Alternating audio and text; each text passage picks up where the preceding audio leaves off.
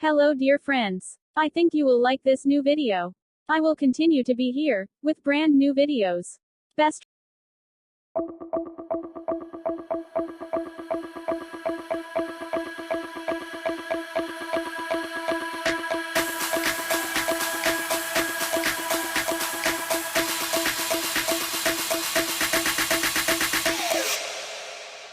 You